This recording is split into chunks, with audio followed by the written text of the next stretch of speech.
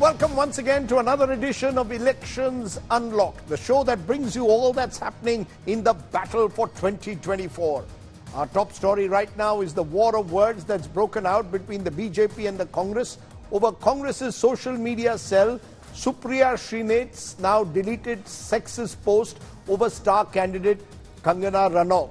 Supriya Srinath has clarified that the post was not done by her, but by one of her party members or her team members who had access to her social media account. She promptly deleted it. Yet the story refuses to die down. The actor turned politician Kangana Ranaut, on her way to meet BJP chief JP Nadda, condemned the Congress party, saying that they had sexualized a small town's name, accused them of displaying a sexist mindset, stressing the importance of dignity for every woman. Remember, Kangana Ranaut has been chosen as the BJP's candidate from Mandi in Himachal Pradesh.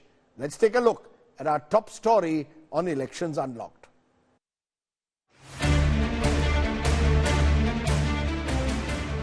Actor Kangana Ranaut declaring war on brazen sexism and after facing prostitute jibe and filthy abuses from Congress leaders.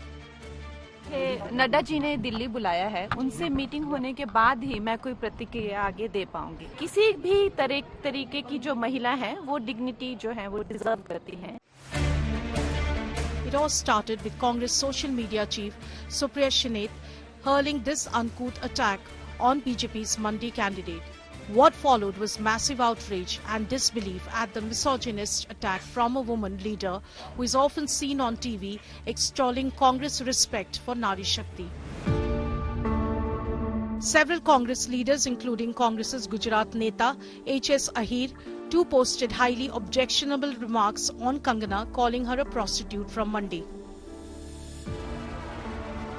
Hours later, Srinath clarified her highly objectionable post on Kangana Ranaut, claiming it was a job of an outsider who had access to her handle. मेरे Facebook और Instagram account का access कई लोगों के पास है। उसमें से किसी एक व्यक्ति ने आज एक बेहद घृणित और आपत्तिजनक पोस्ट की। मुझे जैसे ही पता चला, मैंने सर्वप्रथम उस पोस्ट को डिलीट किया, क्योंकि जो कोई भी मुझे जानता है वो अच्छी तरह से जानता है कि मैं कभी भी किसी भी महिला के खिलाफ व्यक्तिगत भद्दी और भोंदी टिप्पणी कर ही नहीं सकती हूं। मैं इसकी घोर विरोधी हूं। Kangana slammed the Congress for denigrating women, adding that women in every profession deserve respect. She also slammed bid to sexualize holy town of Mandi, otherwise known as Chota Kashi. और खासकर सबसे ज्यादा जो मुझे दुख हुआ है, वो जो मंडी जिसे छोटा काशी कहा जाता है, पूरे विश्व में छोटे काशी के नाम से प्रसिद्ध है, जहाँ पे ऋषि पराशर से लेकर ऋषि मार्कंडेय जी ने तपस्या की है, उसके बारे में इतनी भद्दी टिप्पणी, तो हम सब मंडी वासी जो हैं वो बहुत ही कष्ट हमें हुआ है इस चीज को लेकर। The BJP came out in strong support of Kangana and moved poll panel against slander of the Queen actor turned Neta.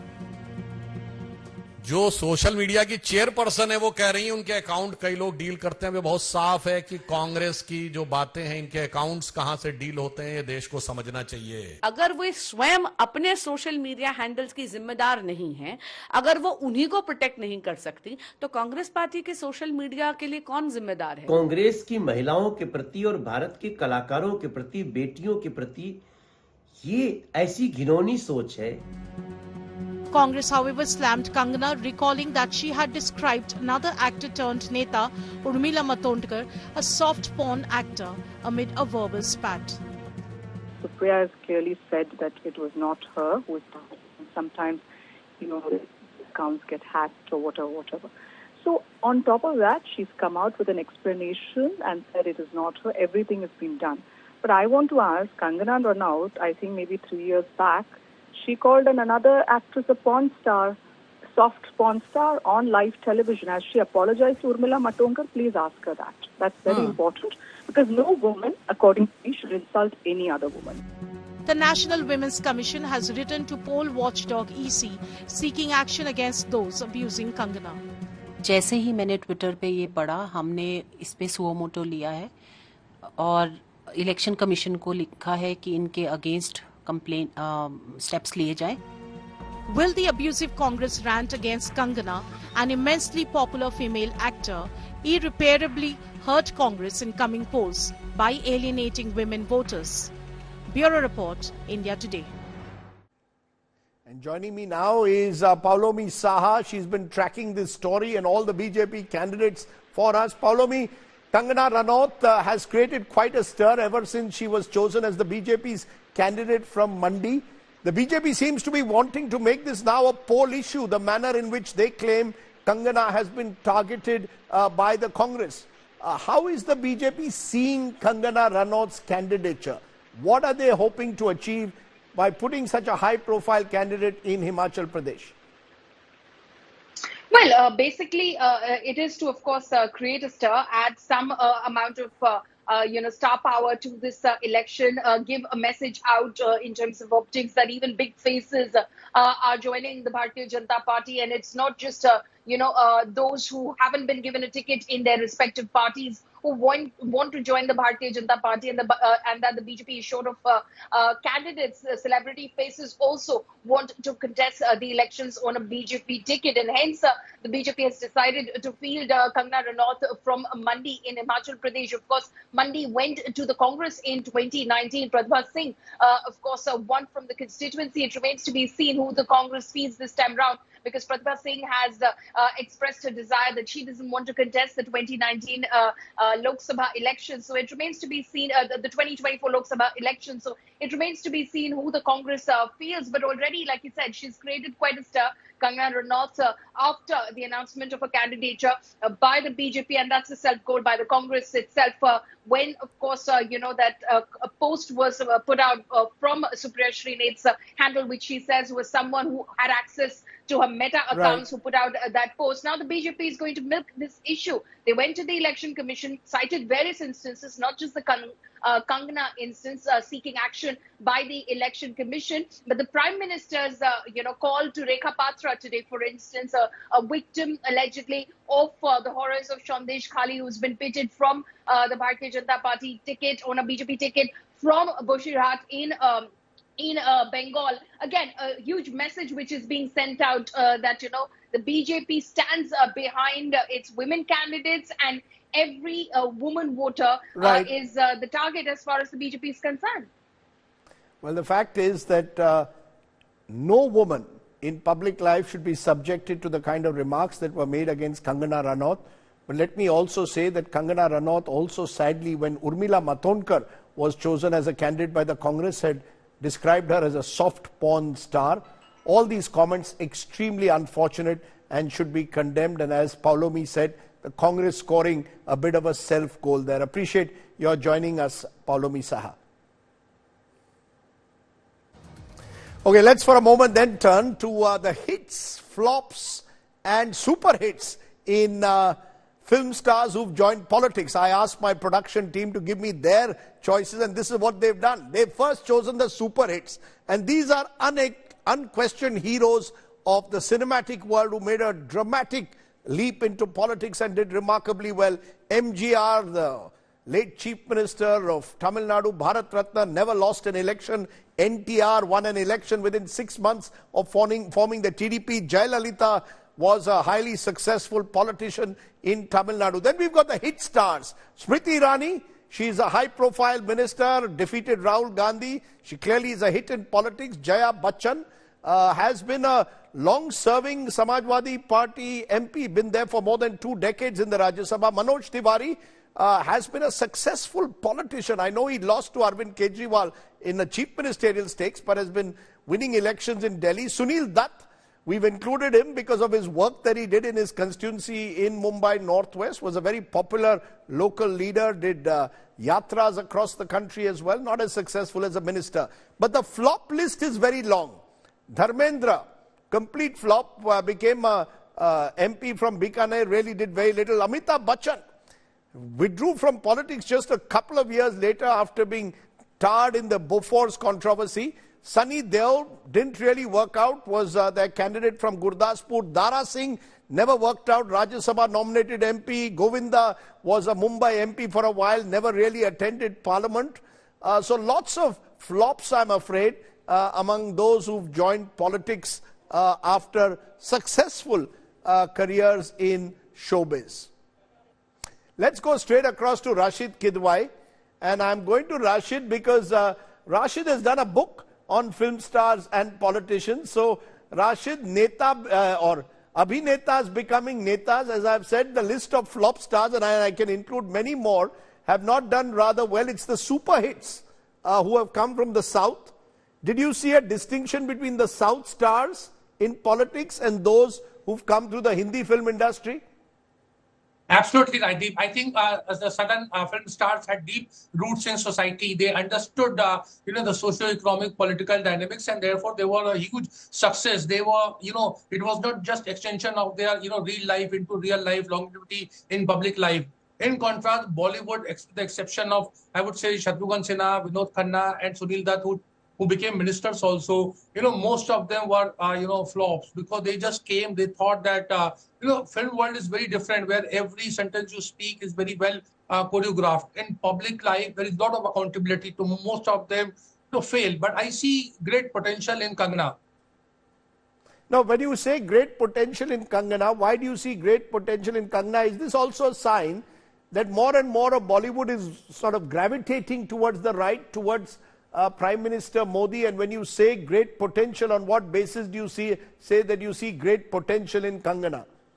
Rajdeep, Kangana is there to do a hit job. She is from, Modi's New India, a small-time girl in Bollywood. She took on, the huge, A-listers, big clans, whether it was Roshans, Bachchans, Khans, Johars, all of them. And she enjoyed doing it. Exactly. And she has a lot of shock value. Look at her statement. Her sense of history from 1192 to 1858 is extremely simplistic. So she'll go on rampage. I see Rajdeep, and I'm predicting she'll become a minister also. She'll be a combination of Om Mehta and, V.C. Shukla. You will see a lot of action vis-a-vis Bollywood and public life. But, Rashid, just in conclusion, as you said, Bollywood is very choreographed. In public life, you have to be spontaneous out there among the people. Do you think that when many politicians, many film stars make this shift, they don't recognize that, they don't realize that? Why do you make the shift? Is it simply to get a little bit more of glamour? Is it ideological? What's the trend that you've noticed? Particularly, as I said, Hindi cinema, unlike Southern cinema. I think there also, Rajdeep, there is a simplistic view. They think that it's a very easy thing, and they want to extend their longevity in public life. Look at Kangana's case. Many of her films are not doing well. In films, you need to have a universal appeal. In politics, you can take a partisan, position and do it. And Rajdeep, as we've seen, a person like Kangana, whatever she says, she can get away with it. And that is her USP. So you're predicting, Rashid Kidwai, an interesting prediction that Kangana Ranaut, if she wins from Mandi, could well become a minister in the Narendra Modi government. You're going as far as that because we've had the likes of Kiran Kher. She's been an MP twice now from Chandigarh, but she hasn't been made a minister. You're saying Kangana Ranaut could well leapfrog her, and she could well be in the next cabinet if Narendra Modi wins, if Kangana Ranaut wins. Am I correct? Yeah, absolutely. I think because I see a design behind it. Look, she has a huge shock value, and she is there to, hit a lot of people who Mr. Modi and the BJP wishes to target. And she has done this, very well with the Bollywood A-listers. So she will do it now in public life, in politics to her opponents. And she has a knack of making very sweeping statement, very shocking statement. So her shock value is her biggest USP. That's a good point. She has a shock and awe value. And remember, Himachal Pradesh will also see several important by-elections this time along with the general elections, and those by-elections could well decide the future of the Sukhwinder Singh Sukhu government in Himachal, the Congress government there. So Kangana Ranaut is someone to watch out for in this election. Rashid Kidwai, for joining me and giving me a sense of how you see the star power playing out in this election. Thank you very much. Okay, let's now get a quick wrap on what else has been making the headlines today in the run-up to that grand battle of 2024. Let's start with Bengal, where the Trinamool versus BJP war has escalated. Dilip Ghosh, the BJP leader, taunted Mamata Banerjee today, asking her who is her real father. That's a comment that has got the Trinamool Congress in a rage. They've moved the Election Commission claiming Ghosh has violated the model code of conduct with his derogatory remarks. The Prime Minister today spoke to BJP's Boshirat candidate and Sandesh Khali survivor Rekha Patra, who narrated her ordeal to Prime Minister Modi. Prime Minister lauded her courage, called her a Shakti Swarup. Delhi Chief Minister Arvind Kejriwal has sent a health department order now from jail. The BJP has cried foul, claiming the Aam Aadmi Party forged Kejriwal's letter. Sources telling India Today government files are prohibited inside the ED headquarters. The Congress RJD alliance, meanwhile, in Bihar is also being pushed to the brink. Some are saying there are at least 3 seats, Aurangabad, Purnia and Katihar, which remain a bone of contention. But Tejasvi Yadav, who's met Congress leaders in Delhi, has assured that the alliance is still on track. Congress MP Ravneet Singh Bittu on Tuesday switched to the Bharatiya Janata Party ahead of the Lok Sabha elections. Remember, Bittu is the Congress MP from Ludhiana, and this is a seat where the BJP now will become a contender, with the Aam Aadmi Party also contesting there. Bittu has met Home Minister Amit Shah and Prime Minister Narendra Modi and has said that they have a lot of affection for Punjab. Bittu is the grandson of former Punjab Chief Minister Bian Singh, who, remember, was tragically assassinated by terrorists in the state. You are now with elections unlocked once again, and I want to turn my attention now to the northeast, to Nagaland specifically, where there is a village called Longwa. It's perhaps the largest village of the district, located at the border of India and Myanmar. Here the last headhunters live amidst the harmonious lap of nature, enjoying the benefits from both the countries. That's right. The village chief, or the Ang, is the ruler here, and his home is half in India, while guess what? The other half is in Myanmar. So he and his family members vote for both the countries. Here's a special report from our Northeast Bureau Deputy Editor Afrida Hussain about a unique voter community. The Home Ministry has recently decided to discontinue with the free movement regime between India and Myanmar. Amidst these changes, the chief, or Ang, in Nagaland's Longwa village votes in both India and Myanmar. An India Today investigation reveals how this person shapes the political landscape on both sides of the border. Right now I am standing in the Longwa village at Ang's house, which lies in the 2 countries. This side is Myanmar and this side is India. This village has its own uniqueness, where the kitchen is in Myanmar and the bedroom is in India. And this is the boundary. And this particular village inhabited by the Konyak tribe. The Ang rules over 30 villages in Myanmar and 5 in India. Speaking to India Today Northeast, Tonye Konyak showed his voter ID cards of both the countries. Vote card. My election, I vote in Myanmar and India. I have a voter ID card of both the countries. Konyak has expressed his support for the Bharatiya Janata Party, but he's concerned about the government's decision to abolish the free movement regime and its impact on community of Longwa. The policy could also significantly affect the daily lives of Longwa. A fence will affect this region because I control villages in both the countries. He reiterated his support for BJP in the upcoming Lok Sabha election. He has high expectations of the current BJP candidate MLA from his village. The Ang disapproved of any fencing initiatives by the central government along the border. Which party is more prominent here? BJP. BJP is a popular party here. We have lots of expectations from the BJP MLA for the development of this region. I appeal to the government of India not to fence this area.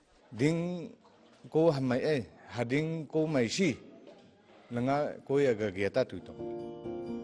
villagers of Longwa do not identify with either Indian or Burmese nationality, but rather as one community. Officially dual citizen नहीं है हम लोग का Burma तरफ से भी development आता है स्कूल एजुकेशन देता है इंडिया साइड में भी Mon district Phomching block Nagaland Longa village ऐसे काउंट करता है। इसलिए हम लोग का ये एक ही गांव है, ऐसे सोच के हम लोग राशन कार्ड भी ऐसा है मिलता है।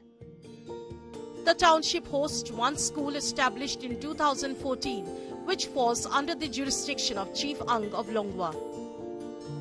Amidst political ambiguity, Ang promotes peace and unity, bridging the divide between adjacent communities on both sides of the border. His unwavering dedication to nurturing harmony highlights the tenacity of Longwa's residents and geopolitical turmoil. Bureau Report, India Today.